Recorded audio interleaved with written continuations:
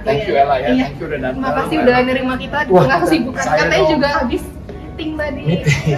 Mau berangkat soalnya kalau besok mau berangkat. Oh iya. Harus sekarang lah. Nggak apa-apa ya Pak ya. Iya. Ya, oke. Ya, Makasih makasih banyak lagi. Pak. Saya juga terima kasih. Iya. Silakan. Iya, terima kasih. Thank you banget ya. Iya, terima kasih Pak. Makasih ya. Iya.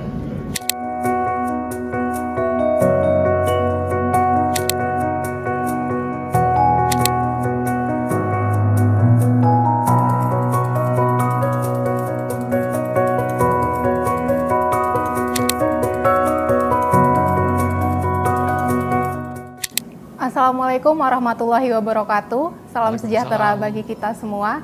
Senang sekali rasanya saya Nabila Hanum dari Dream dan Diadona bisa kembali menemani sahabat Dream semua hari ini. Semoga kita semua dalam keadaan sehat walafiat. Amin ya rabbal alamin. Hari ini sahabat Dream, narasumber kita adalah seseorang yang sangat penting karena beliau merupakan direktur utama salah satu perusahaan tambang terbesar di Indonesia. Mari kita sambut Bapak Nicholas Kanter, Direktur Utama PT Aneka Tambang atau Antam. Apa kabar Pak Niko? Baik, terima kasih. Hari ini sehat ya Pak ya? Alhamdulillah sehat. Alhamdulillah sehat sekali. Pak Niko, terima kasih banyak hari ini udah meluangkan waktunya ketemu sama kita semua dan akhirnya saya bisa mampir nih ke kantor Antam. Waduh, itu suatu kebanggaan iya. dikunjungi oleh teman-teman dari media. Oke, terima kasih banyak ya Pak. Nah, buat sahabat Dream yang belum tahu, Pak Niko ini dilantik menjadi Dirut Antam pada akhir 2021 lalu ya Pak ya? Ya, tepatnya pada bulan Desember. Nah, sebelum menjadi Dirut, beliau merupakan komisaris dan presiden direktur di PT Vale Indonesia ya Pak ya? Betul. Nah, Pak Niko, sebelum kita bicara lebih jauh nih Pak soal Antam gitu ya, saya jadi penasaran deh Pak, katanya Bapak itu lulusan Fakultas Hukum dan bahkan pernah jadi pengacara nih. Nah, gimana sih Pak ceritanya kok bisa dari seorang pengacara sekarang jadi orang nomor 1 di jajaran BOD Antam tuh gimana Pak? Kan beda jauh nih. Ceritanya? Tapi memang background saya itu kan memang dari Fakultas Hukum. Jadi saya lulus dari Fakultas Hukum tahun 1983. Itu S1-nya ya Pak? S1-nya, ya. Jadi memang di dalam karir saya memang waktu itu saya tadinya menginginkan untuk jadi pengacara. Awalnya pengacara nih. Awalnya pengacara, makanya masuk Fakultas Hukum, lulus tahun 1983, lalu saya berkarir dulu di kantor pengacara, nggak sampai setahun. Oke. Saya akhirnya lihat, waduh, ini ada kesempatan, tiba-tiba ada multinational company, Arco. Lihat ada lowongan gitu, ada teman-teman, coba junior lawyer yang dicari. Jadi saya apply lah ke Arco, saya diterima waktu itu. Jadi pengacara tuh saat itu? Waktu itu bukan pengacara, tapi diterima sebagai legal, junior lawyer di perusahaan itu. Kalau multinasional kan dia ada legal department yang menangani memang kontrak-kontrak maupun litigasi atau kalau ada isu-isu yang terkait dengan hukum. Jadi mulanya di situ. Nah, berkiprah di Arco, saya memang berputar lah, pindah-pindah lah. Jadi di legal department mungkin sekitar 3-4 tahun. Kemudian saya masuk ke procurement, habis itu saya masuk ke marketing, saya masuk ke HR. Pindah-pindah divisi lah ya? Pindah-pindah divisi. Sampai ya mencapai jabatan puncak di Arco atau BP dulu. Ya, sebagai head of country dari BP Indonesia. Jadi memang karirnya dimulai seperti itulah. Memang tidak pernah terpikirkan bahwa saya akan terjun bahkan menjadi dirut di perusahaan tambang. Jadi memang dimulainya di oil and gas waktu itu. Nah, tapi apakah background sebagai lulusan Fakultas Hukum tadi itu maksudnya ada turut mempengaruhi pekerjaan saat ini Pak, dan seperti apa sih kendala terbesarnya mungkin bekerja di dua bidang yang berbeda nih? Ya. Kalau pertanyaan itu ya semua sebenarnya, kalau saya punya prinsip ya, kita background studi kita itu bisa apa saja. Yang penting kita buktikan bahwa kita tekuni dan kita mampu kan. Nanti setelah itu ya itulah akan menentukan karir kita. Dan kebetulan saya bisa meniti karirnya dan mendapatkan kepercayaannya. Jadi background hukum itu ya pasti ada juga hal-hal yang kelebihan karena saya bisa melihat isu-isu dari konteks hukum. Dan banyak kan biasanya kasus-kasus ataupun juga even dari baik di SDM, sumber daya manusia, atau marketing, atau juga di government relation pasti ada benturan dengan adanya satu interpretasi aturan yang ada. Jadi sedikit banyak turut berpengaruh juga. Ya, itu saya pikir sih berpengaruh walaupun tidak dipakai sepenuhnya. Iya. Kayak gitu kira-kira Mbak Nabil. Tapi Pak Niko sendiri kenapa nih akhirnya memilih masuk ke industri mineral dan migas? Mungkin apakah karena salary gitu atau mungkin ada faktor lain, Pak? Kalau di awal kayaknya memang awalnya waktu saya pindah dari sebagai lawyer, saya pindah ke oil and gas waktu itu di Arco, ya memang salah satu pertimbangan utama saya kalau kerja sini salary-nya lebih baik, jadi saya bisa mandiri lah. Jadi jangan ganggu lagi orang tua dong, masa terus-menerus minta uang saku gitu ya. Jadi waktu itu awalnya memang dari waktu itu saya, tapi sejak saya meniti karir itu karena kan saya lama ya, cukup lama, itu 28 tahun totalnya di Arco dan DP. Itu kan oil and gas. Nah, waktu itu saya lihat bahwa ini memang menarik. Jadi extractive industry itu menarik. Kenapa menarik? Karena itu kan sifatnya jangka panjang. Benar. Dan kita melihat any extractive industry mestinya jangka panjang. Dan waktu saya lihat juga tantangannya ada terus dan lebih gitu. Apalagi saya waktu itu dapat kesempatan ya, bersyukur saya dapat kesempatan muter di tempat atau divisi yang berbeda-beda. Sumber daya manusia, tadi saya bilang kan di procurement, di marketing. Jadi tantangannya juga pasti akan beda-beda ya. Jadi akhirnya knowledge-nya juga tentunya tambah dan memperkaya kita untuk meniti karirnya di situ. Nah, 28 tahun di oil and gas, baru saya pindah ke Vale. Vale itu adalah perusahaan tambang mineral. Pertanyaan kenapa? Waktu itu udah betah sih sebenarnya jadi head of country, udah enak. Tapi kan when you reach a certain position sebagai head of country, akhirnya kita merasa bahwa we are already at the comfort zone. Kan udah lama gitu ya. Nggak mau dong dibilang jagoan kandang aja gitu. Benar-benar. Jadi saya pikir coba di tempat lain. Ya, di perusahaan bukan oil and gas tapi di pertambangan. Nah, itulah saya waktu itu menerima tawaran untuk menjabat sebagai CEO-nya dari Vale. Tapi memang di 1-2 tahun sebelum saya join menjadi CEO-nya itu saya diangkat juga sebagai komisaris independen dari Vale. Jadi waktu itu saya udah lihat nih tantangannya banyak and very challenging. Jadi saya pikir kalau saya bisa masuk dan saya bisa bereskan, itu menjadi suatu challenge buat saya. Makanya saya akhirnya walaupun udah 28 tahun, saya akhirnya pindah di Vale dari tahun 2011 tuh. Jadi mencari tantangan terus ya Pak ya? Ya, itu salah satu juga yang saya juga jadikan sebagai motivasi ya. Nah tadi Bapak juga sempat bilang di BP sempat beberapa kali pindah divisi atau rotasi kayak gitu ya Pak ya. Selama proses itu apa sih yang Bapak dapatkan gitu dari proses berpindah itu? Jadi proses berpindah itu kan konsepnya dulu corporations ya, di korporasi-korporasi yang besar, multinasional, memang kadang-kadang training itu mereka tuh move people around di beberapa departemen atau beberapa divisi yang berbeda-beda. Kalau sekarang konsepnya kalau saya lihat lebih banyak korporasi itu membina atau mendevelop orang di dalam disiplin tertentu sampai dia naik ke posisi puncak, baru sedikit dirotasi waktu udah mencapai titik yang tinggi gitu. Tapi kalau di Arco dulu memang diputar. Nah, apa yang pertanyaan tadi kan apa yang saya lihat itu, saya jadi mendapatkan banyak knowledge dari disiplin dan dari divisi yang berbeda-beda. Itu memperkaya kita untuk melihatnya bisa dari helikopter view.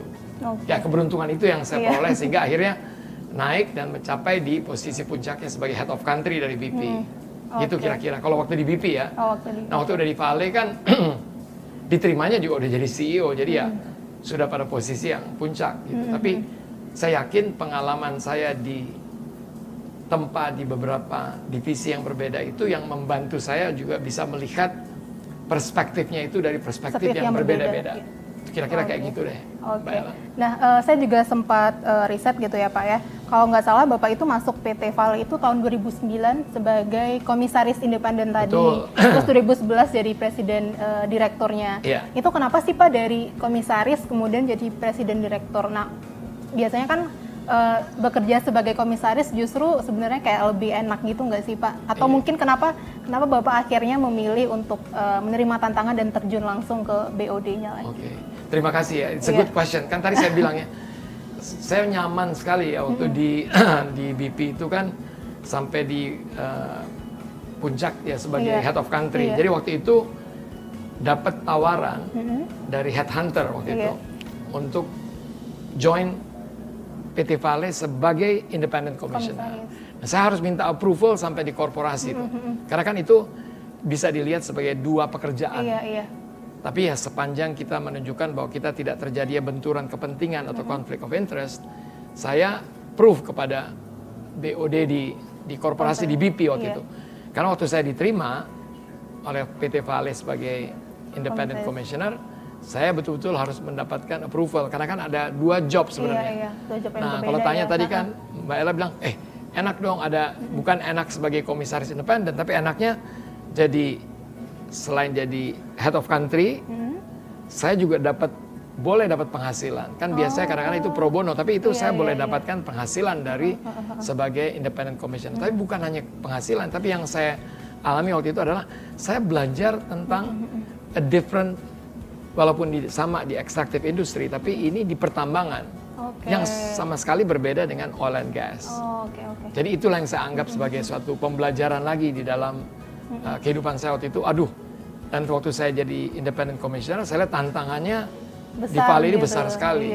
Gitu. Jadi waktu itu saya udah coba berapa kali untuk, itu nggak diizinkan oleh BP waktu itu untuk boleh, tapi akhirnya pada tahun 2011 waktu ditawarkan lagi dan mereka memang membutuhkan, saya akhirnya mendapatkan izin untuk memang meninggalkan BP.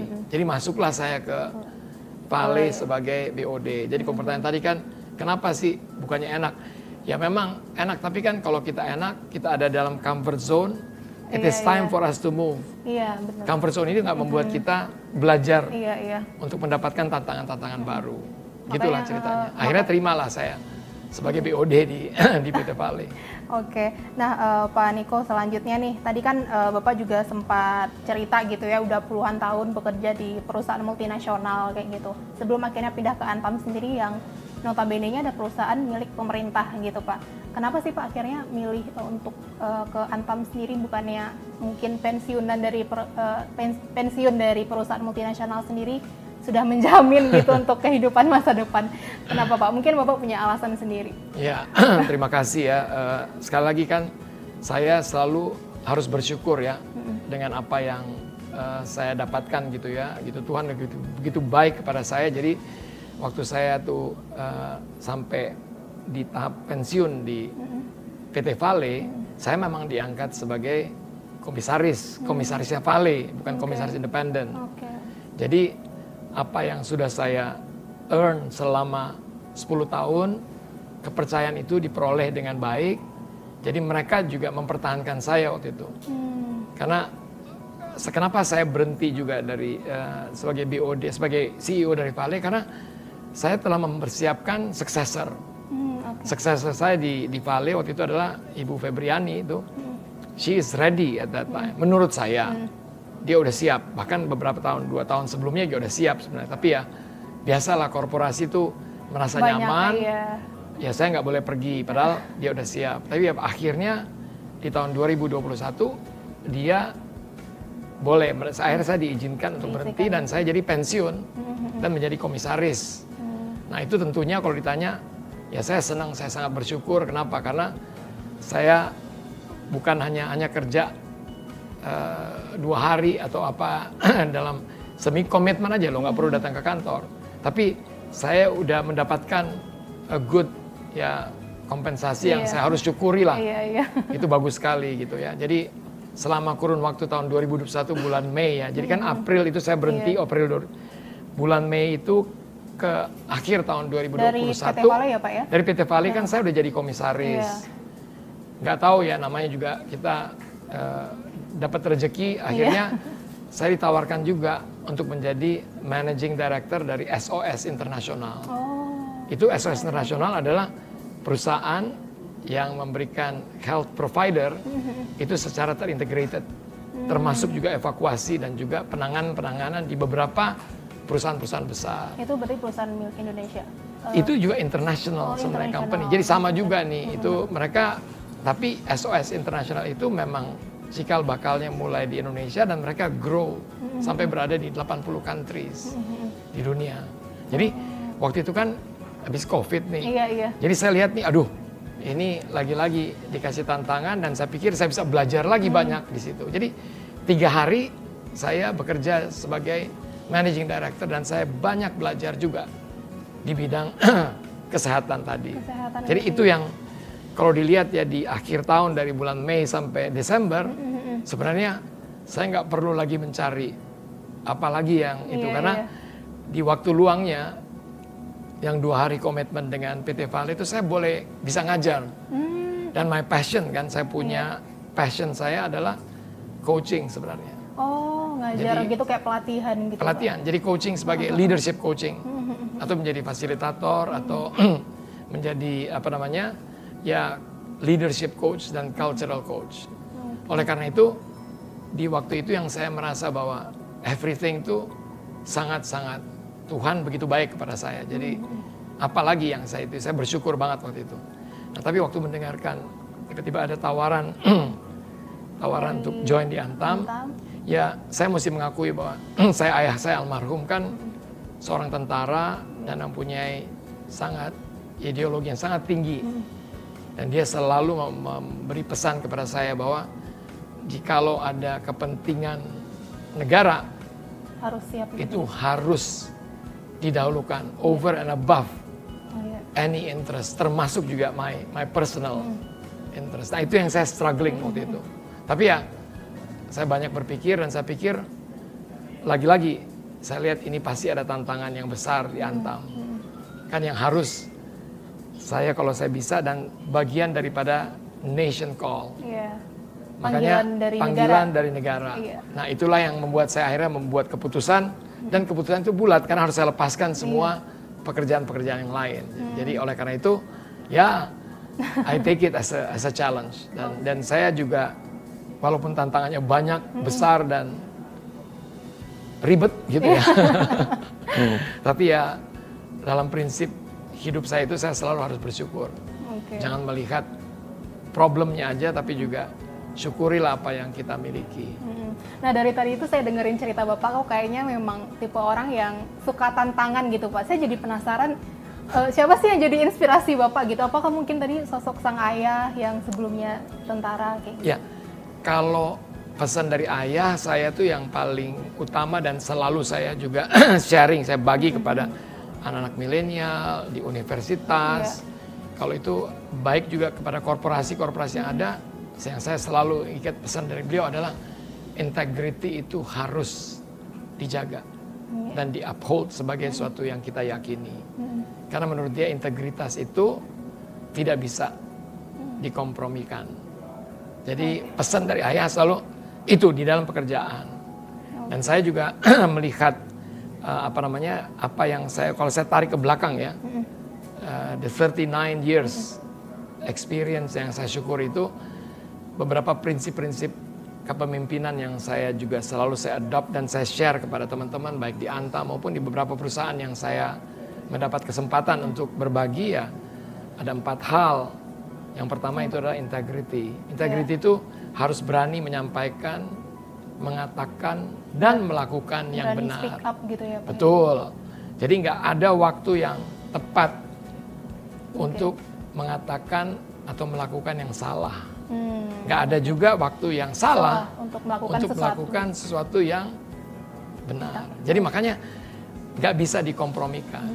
Itu menjadi satu kesatuan. Itu harus menjadi suatu etos dan prinsipal dan value kita, integritas. Yang kedua, saya selalu menerapkan prinsip-prinsip yang namanya strive for excellence. Artinya berikanlah yang terbaik. Jadi jangan kompromikan. Itu juga. Jadi you have to give the best, the best that you can. Jangan ini cukup, kasih aja deh ke bosnya, enggak. Harus yang terbaik. Nah itu juga yang ketiga, saya juga selalu menerapkan pesan dari ayah juga. Memang yang saya adopt adalah yang namanya humility, atau kita harus punya kerendahan hati sebagai pemimpin. Karena by applying humility itu kita membuka our ear and our heart to listen to orang lain agar supaya mereka juga dianggap sebagai orang. Jadi we treat people with respect and dignity. Biasanya anak buah itu akan melihat, oh ya, atasan ini juga orang yang mendengarkan dan juga buat kesalahan, biar all human gitu. Jadi nggak perlu takut kalau berbuat kesalahan. Dan yang keempat, prinsip saya sebagai leader harus menciptakan, mempersiapkan leader yang baru dimanapun saya bekerja. Jadi nggak perlu takut, jangan merasa nyaman dengan pekerjaan gara-gara jadi CEO terus keenakan, tidak menyiapkan yang leader yang baru.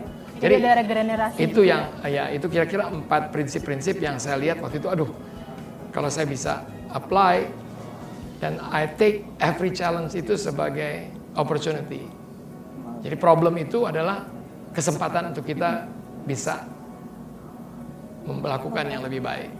Itu yang jadi, makanya benar yang tadi dibilang Mbak Ella bahwa selalu kayak dengar kayak tantangan ya. Jadi bukan tantangan aja sih, because I want to live, memberikan impact yang positif to other. Dan keluar dari comfort zone juga ya Pak, lebih berkembang. Itu. Lebih berkembang, kan kita mau nggak mau harus berkembang. Oke, luar biasa banget Pak Niko. Nah, saya mau tanya soal ini, pada tahun 2001 kan Bapak dilantik jadi Dirut Antam gitu ya. Nah, 2021. Oh, 2021. Udah lama sekali kayak, tapi berasanya sih kayak udah 20 tahun kerjanya. 2021 ya Pak. Nah, apa sih yang Bapak rasakan saat itu dan mungkin apa perbedaan terbesar dari perusahaan sebelumnya kayak gitu? Oke. Perasaan waktu itu pasti ada perasaan takutnya. Karena menerima challenge baru. Ya, challenge baru tuh ada perasaan takut, tapi saya percaya bahwa rasa takut itu sebenarnya bagus, positif sepanjang kita bisa manage perasaan takut. Jadi takut itu kan membuat kita kan mempersiapkan, expect for something yang kita tidak anticipate. Jadi itu pasti ada. Nah, itu yang saya juga, perasaan yang saya waktu itu ada. Dan kedua, saya lihat ya ini bukan in general BUMN, bahkan multinasional pun yang di Indonesia, budaya speak up itu nggak menjadi sesuatu yang kurang terlalu diperhatikan. Karena rata-rata orang nyaman dengan kalau ini jadi nggak ada yang men-challenge atasannya. Takut dijudge juga mungkin. Takut dijudge dan takut di-appraise dan takut dipindahkan. Gitu. Padahal itu konsep yang sebenarnya harus kita ubah. Kenapa? Kalau kita ubah itu kita akan maju. We actually are going to progress. Nah, itulah yang saya pikirkan satu tantangan. Apalagi saya dengar juga ada beberapa hal-hal di Antam yang saya pikir kalau saya bisa berhasil ya, mudah-mudahan dengan izin Tuhan nantinya saya bisa berhasil, kan itu menjadi satu pencapaian buat saya bahwa saya tidak hanya bisa berkiprah di multinasional, tapi even di BUMN yang tantangannya berbeda dan berat, kalau saya bisa lalui ya, mudah-mudahan insya Allah saya bisa lalui, itu menjadi satu rasa pencapaian untuk juga. Pencapaian. That is what I'm feeling at that time. Waktu saya pikir, aduh, saya memang ini baru, ada rasa takut, tapi ada rasa juga keinginan untuk menyelesaikan masalah, melakukan perubahan dan memberikan dampak buat orang lain. Gitu kira-kira. Nah, tadi juga Bapak sempat bahas kalau bekerja di perusahaan multinasional dan BUMN itu pasti beda banget ya Pak, apalagi di perusahaan besar, perusahaan pertambangan kayak gitu. Hal apa sih yang Bapak adopsi mungkin dari perusahaan sebelumnya, terus Bapak terapkan di Antam, dan sejauh apa sih pengaruhnya terhadap kinerja perusahaan, Pak? Oke. Apa aja ya? Tapi memang pertama ya adalah kalau saya lihat tuh di perusahaan multinasional mungkin yang pertama tadi budaya speak up itu walaupun juga memang tetap menjadi tantangan, tapi it is less. Iya, lebih mending daripada di BUMN.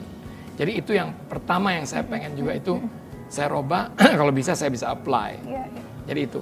Yang kedua juga saya melihat kan kadang-kadang kenapa budaya speak up itu menjadi suatu yang hambatan.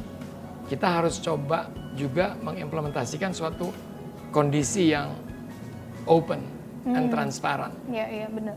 Karena by having a culture of openness and transparent, budaya speak up itu akan berjalan lebih baik mungkin dan lebih cepat.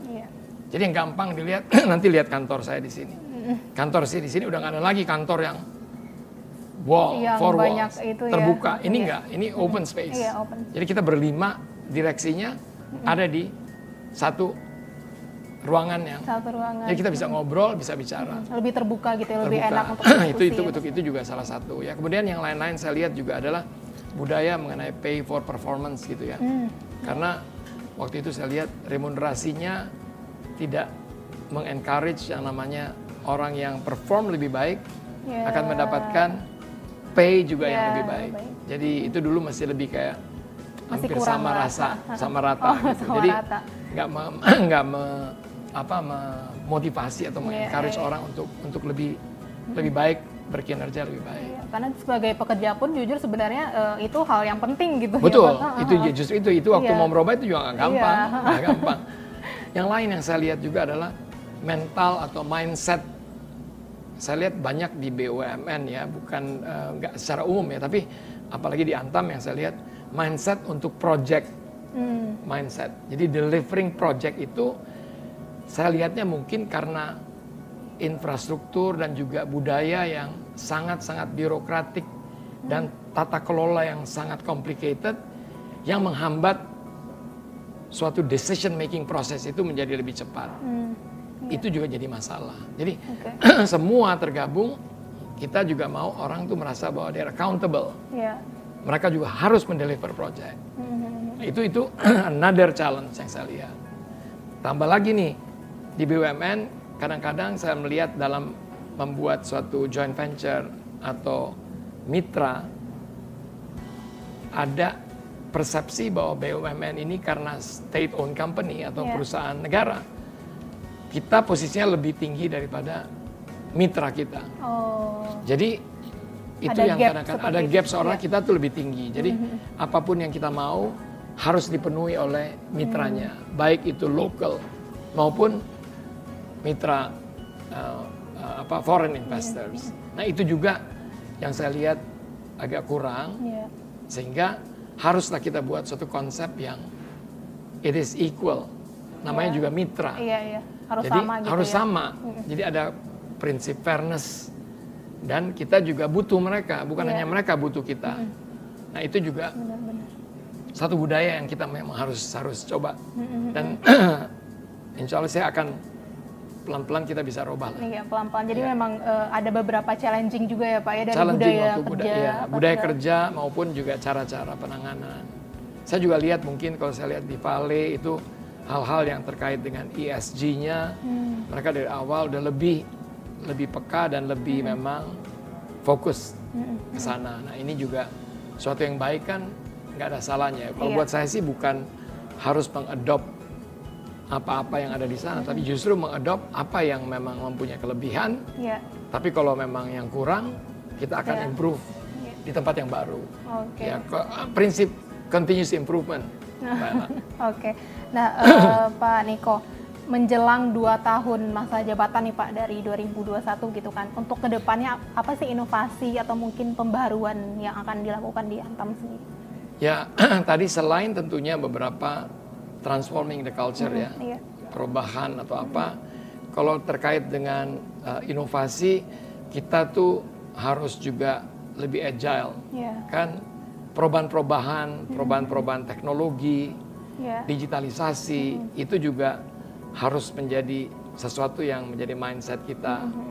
Kemudian juga kalau yang saya lihat 2 tahun ke depan, ini kan ESG itu buat perusahaan tambang ya, itu menjadi satu kunci kesuksesan ke depan.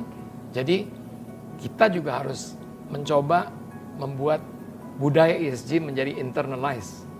Jadi bukan hanya suatu drive atau suatu slogan mengenai ESG, tapi how do we do the right thing terkait dengan ESG. Karena itu penting bukan karena permintaan atau tuntutan daripada negara-negara atau investor, because it is the right thing to do. Jadi itu kembali lagi kita harus lakukan yang terbaik. Dan kalau kita lihat 2 tahun ke depan kan ada proyek-proyek EV, battery, ekosistem ini kan itu suatu yang memang semenjak saya menjabat itu jadi suatu yang saya harus bisa deliver.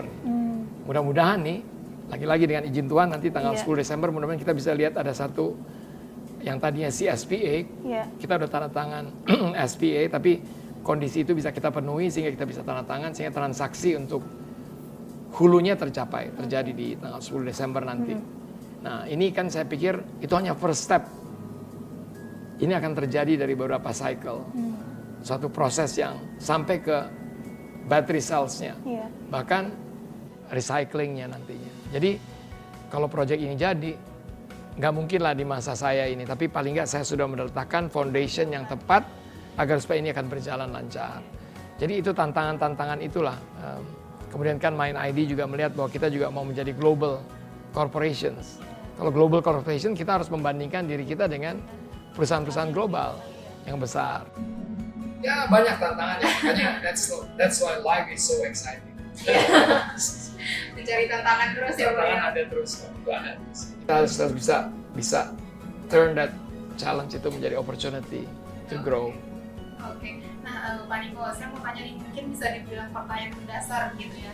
Kira-kira gimana sih prospek emas ke depannya Pak? Apakah masih cerah gitu? Karena mungkin ada beberapa orang di luar sana yang mungkin masih menganggap emas kurang menjamin gitu, apalagi mungkin untuk investasi yang kayak gitu. Kalau lihat emas kan kita lihat dari harga emas kan apa-apa tuh tergantung dari demand and supply. Iya. Ya. Kalau tanya kan repotnya nanya sama orang yang lagi nggerak perusahaan ada emas, jadi saya mesti menunjukkan bahwa I have the optimism untuk melihat bahwa emas akan tetap menjadi the best choice buat investment. Baik itu mau jangka menengah apalagi jangka panjang. Jadi masih dilihat oleh para customer itu sebagai safe haven for investment. Tapi untuk harga logam mulia emas sendiri sampai akhir tahun itu kira-kira ada di kisaran berapa Pak? Kalau saya tahu gitu saya juga udah jadi kaya. Saya bisa kasih tahu orang jadi kaya semua orang. Tapi kalau dilihat aja trendsnya. Itu yang paling constant dan paling kelihatan safe oleh orang-orang. Jadi kalau tanya pun dari beberapa analis, mereka juga nggak memprediksikan emas itu seperti misalnya nikel yang bisa volatile, ada waktu-waktu ini naik, ada dia turun. Ya komoditi-komoditi yang lain kan semua volatile. Jadi di investment orang-orang akan mencari yang aman. Nah itu yang saya bilang tadi, oleh para customer, apalagi orang Indonesia nih ya, it is still being considered as the safe haven buat investment. Jadi saya ngelihat prospeknya sih masih tetap bagus ya Pak ya. Maka kita harus cari lagi nih, kita punya aset-aset yang baru, yang mempunyai resources yang baru, agar supaya kita bisa terus menjaga kinerja dan meningkatkan kinerja daripada logam mulia kita nih, business unit yang ada. Nah Pak Niko, mungkin kita bicara soal anak muda nih Pak sekarang. Nah seperti yang kita tahu Indonesia itu punya bonus demografi dan sedang mempersiapkan diri juga untuk jadi negara maju tahun 2045 nih Pak. Gimana sih tanggapan Bapak atau mungkin pandangan Pak Niko soal generasi muda kita sekarang dan apa kelebihan dan kekurangan mereka di mata Bapak? Jadi kalau bicara mengenai millennials ya, bahkan Gen Z ya, bukan millennial. Ya, walaupun saya tuh, kalau mereka millennial, saya kolonial. I belong to the colonials ya, tapi gini, kalau melihat itu kan kita semua mesti bersyukur. Jadi the foundations of Indonesia, ya baik yang dilihat oleh kita semua, ya memang sekarang kan lagi ada pemilu, jadi semua pesan-pesan they look at the 2045 sebagai tahun emas, tahun keemasan daripada Indonesia. Ya memang dari semua trends dan sudah di-establish dan sudah dibentuk, fondasinya sih sebenarnya baik buat Indonesia. Mudah-mudahan ini berjalan sesuai juga dengan rencana maupun rencana jangka panjang dan juga apa yang kita juga cita-citakan bersama. Memang dunia juga melihat Indonesia semakin lama kan juga terus berperan, grow gitu ya, grow gitu. Jadi makanya mau kita lihat dalam G20, pertemuan-pertemuan apa, semua Indonesia menjadi lagi lebih penting, peran Indonesia makin penting. Oleh karena itu kalau bicara sekarang kepada para Gen Z atau millennials, saya ngelihatnya justru mereka-mereka ini yang akan jadi tumpuan Indonesia ke depan. And how do I see them? Orang-orang milenial itu sangat terbuka, they are very progressive, dan mereka tuh lebih berani untuk speak up. Jadi those culture yang kita inherit from our ancestors dan orang tua kita, ini di generasi yang muda itu tidak lagi terlihat. Mereka tuh berani dan mereka biasanya akan mencari. Dan everything itu kan sekarang cepat. Jadi kita bisa langsung gadget, benar. just by doing googling atau apa, dia dapat. Apapun yang mereka mau tuh dapat dengan cepat. Nah, itu yang saya bilang bahwa kelebihan itu biasanya akan menjadi juga suatu kekurangan. So every strength yang dilakukan dengan overly being emphasized itu kan menjadi kelemahan juga.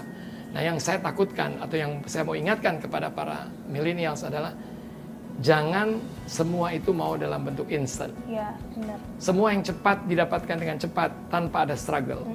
Yang saya pesan kepada para millennials atau para Gen Z adalah jangan mudah menyerah. Everything in life there is always a process. Jadi failure itu is good thing. Failure itu adalah a step closer to success. Nah, karena mereka tuh semuanya tuh instant, they actually sometimes have the tendency untuk give up terlalu cepat. Jadi apa gini, this is not my cup of tea, and they move to something else. Nggak ada salahnya, tapi itu yang harus saya ingatkan kepada mereka. Jangan cepat menyerah. Jadi harus memiliki itu. Yang kedua, karena everything is done through gadget, teknologi itu maju gitu. Jadi mereka juga para millennials dan Gen Z itu they are lacking of the empathy atau EQ. Jadi itu juga harus kita tanamkan kepada mereka. It is still important. Relationship is not done through gadget. Itu harus ada sesuatu yang that you need to work on untuk achieve that a better relationship. Jadi buat generasi muda jangan cepat menyerah ya Pak ya. Jangan cepat menyerah. Jangan semuanya tuh mau instan aja gitu.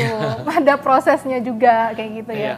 Nah Pak Niko, selanjutnya nih masih untuk anak muda nih Pak. Mungkin Bapak ada sedikit tips bagi anak muda yang mau berkarir mungkin di perusahaan multinasional kayak gitu. Kalau itu bicara itu ya, saya sekali lagi kan saya bilang saya bersyukur my 39 years itu ya boleh dikatakan bahwa I actually earn the trust ya. Saya mendapatkan kepercayaan sehingga dipercayakan untuk duduk di posisi puncak lah. Baik itu di VP, di Vale dan juga even di SOS Internasional. Nah, bagaimana saya bisa mendapatkan itu? Itu kembali kepada those principle yang saya selalu apply dalam kehidupan saya sebagai pemimpin atau sebagai leader adalah satu, integrity is important. Karena saya juga takut melihat perkembangan yang ada sekarang, kemudian lihat juga kadang-kadang yang namanya money politics gitu. Saya nggak mau para leaders, calon-calon leader yang akan datang itu, they actually lose that integrity. Karena integrity saya ulang-ulang lagi ya, penting sekali. Integrity is always doing, saying the right thing. Jadi do not let fear itu prevent you from saying and doing the right thing. Jangan ada rasa takut karena takut ancaman atau karir atau apa. Selalu kita harus sampaikan yang benar. Dan itu juga diikat dengan suatu moral, etik yang tinggi.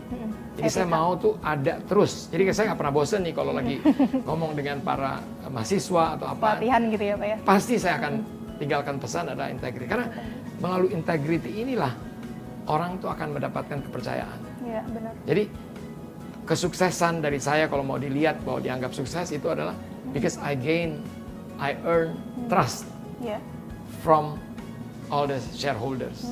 Jadi kepercayaan itu penting dan dalam bekerja selalu harus strive to give your very best. Dan jangan lupa kita di Indonesia di mana aja harus memiliki rasa humility atau kerendahan hati. Karena kita sebagai pemimpin, kita juga sebagai pelayan. Jadi itu yang harus selalu diingat teman-teman dan leaders create leaders. Jadi those are my 4 message buat para millennials dan Gen Z. Nah, Pak Niko mungkin ini yang terakhir nih Pak. Mungkin Bapak ada saran atau mungkin punya tips and trick juga untuk anak muda yang pengen berkarir tapi karirnya mungkin sedikit berbeda nih dari latar belakang pendidikan sama kayak Bapak gitu kan, dari sarjana hukum sekarang di perusahaan tambang. Mungkin Bapak ada sedikit saran bagi mereka gitu. Apa ya tipsnya? Saya pikir tipsnya kembali lagi sih, yang namanya education itu adalah hanya basic atau basis kita, jadi fondasi kita untuk membuktikan bahwa in the span of 4 years time itu kita bisa lulus. Kita bisa capai. Berarti ada suatu proses kerja keras untuk mendapatkan gelar di situ. Nah, tapi itu hanya satu waktu untuk kurun the span of time daripada pendidikan. Begitu masuk ke pekerjaan, banyak orang bisa mendapatkan berkat untuk bekerja di bidang yang dia tekuni, yang dia inginkan. Tapi kan nggak semua. Iya, benar. Tapi bukan berarti kalaupun kita nanti merubah our aspiration atau karir kita, bukan berarti kita akan gagal. Yang penting selalu memberikan yang terbaik. Belajar, mempersiapkan. Jadi menekuni apa? Karena kita harus memiliki suatu konsistensi, harus memiliki suatu perseverance untuk melakukan sesuatu itu dengan berulang dan yang terbaik. Itu akan sukses di mana aja. Jadi gitu intinya ya Pak ya, adalah bekerja dengan sungguh-sungguh dan patokan sebenarnya jurusan itu hanya sementara, maksudnya tidak terlalu berpengaruh gitu ya Pak. Ya, tapi gini loh, ada orang yang memang dari SMA begitu dia mengambil suatu mata kuliah, dia sudah mengikuti apa yang menjadi passionnya dia. Nah, dia bisa mendapatkan itu dan bisa mendapatkan pekerjaan dari bidang yang dia tekuni. Nah, itu ya bless them. Ya, artinya bersyukurlah. Tapi kan nggak semua akan mendapatkan kesempatan dan bisa melakukan passion. Nah, kalau udah begitu, ya lakukan yang terbaik. Bisa lakukan yang terbaik, tapi jangan lupa yang integrity yang saya pesankan tadi. Kira-kira kayak gitu, Mbak Ella. Jadi intinya adalah integritas dan lakukan yang terbaik ya teman-teman semua sahabat Dream. Nah, sahabat Dream, itu tadi perbincangan kita dengan Bapak Nicholas Kanter, Direktur Utama PT Aneka Tambang atau Antam. Kita tadi mulai membahas tentang perjalanan karir beliau, kinerja Antam ke depan, dan juga tips karir untuk anak muda. Saya Nabila Hanum, pamit undur diri. Mohon maaf apabila ada salah kata. Assalamualaikum warahmatullahi wabarakatuh. Waalaikumsalam. Terima kasih. Pak Niko, terima kasih banyak ya Pak. Thank you. Sudah mau ngobrol sama kita.